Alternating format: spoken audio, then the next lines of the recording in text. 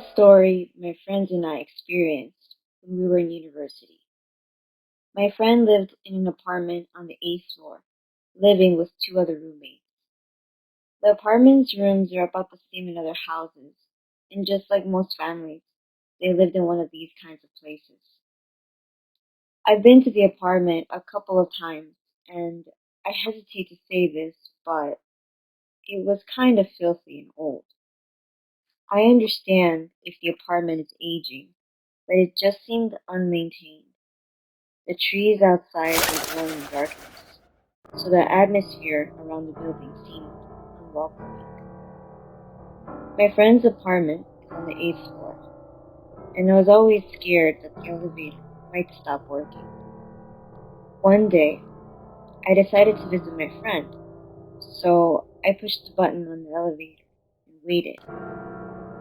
When the elevator arrived, I tried to hop on, but a 5-year-old boy got in before me.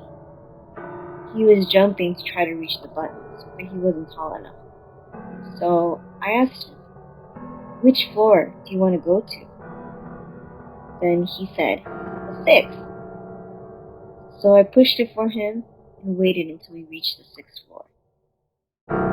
When we arrived, the boy said, "I wonder if it's going to come out," and ran off to room 603 and rang the doorbell. He was waiting for the door to be opened, so I left him and I visited my friend's room in 803. I stayed at my friend's place for a while, and it was starting to get late as my friends and I were drinking some booze. The booze ran out, so I went to the store next to the apartment to get some more snacks. It was around 3 a.m. I was wondering if my friends might have passed out already from all the drinking on my way back. As I entered the building, I hopped onto the elevator, and the boy I met earlier came right next to me. I was surprised that such a young boy was still roaming around at this late hour. So I asked him, "It was the 6th floor, right?" Then he said, "It's the 7th." Maybe it was my misunderstanding, so I didn't think much of it. So I pushed the 7th button for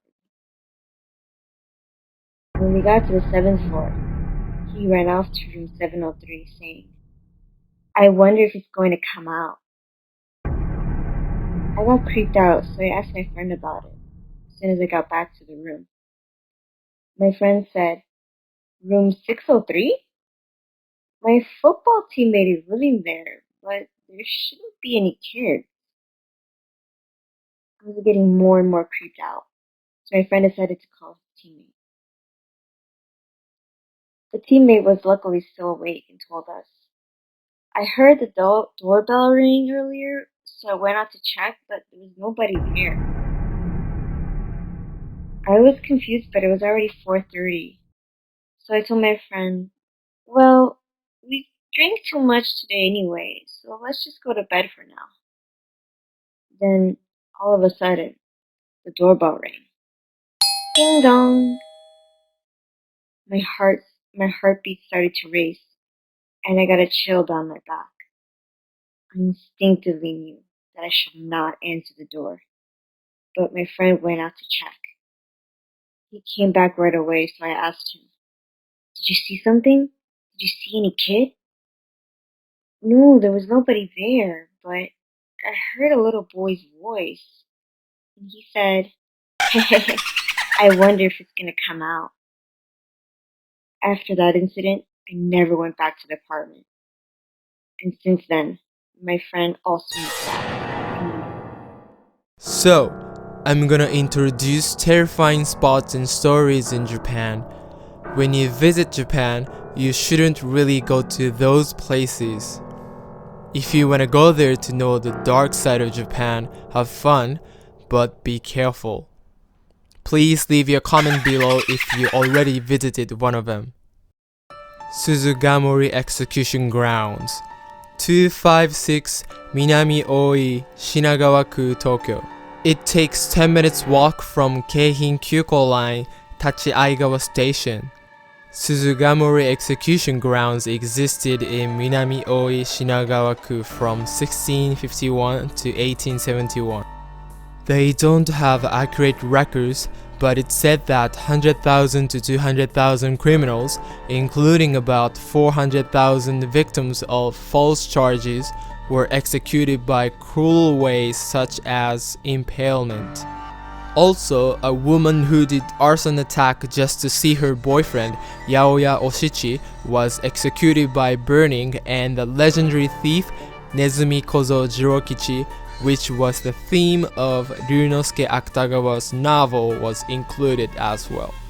Suzugamori execution grounds have a well called Kubiarai no Ido, which is used to purify decapitated heads with water, and also you can see stones used for crucifixion and burning. This is a haunted place, but at the same time, it has the aspect of historic site where you can learn about the culture of Edo era when samurai were walking around the town. I'll tell you some stories that happened in this place. One day, two men and woman were lined up taking pictures in front of the signboard at the entrance of Suzugamori execution grounds. Behind the woman standing in the middle, they saw a shadow that seems to be a decapitated head. A psychic found out that it was a ghost whose head was cut off in the late Edo era, so the photo was purified and thrown away. At midnight, when you pass the road of the prison, the spirits of executed criminals show up. Traffic accidents often happen at the intersection of Suzugamori into entrance. Some drivers witnessed spirits as they passed. If you take a picture at the well, Kubiarai no Ido, ghost will be in the picture. You will be cursed if you take off the wire mesh over the well. Something like that. So, apparently, the many spirits sleeping here are subsided thanks to the lining of the memorial towers. This has many spirits who have died in vain even though they already rest in peace. Please do not visit just for fun purposes.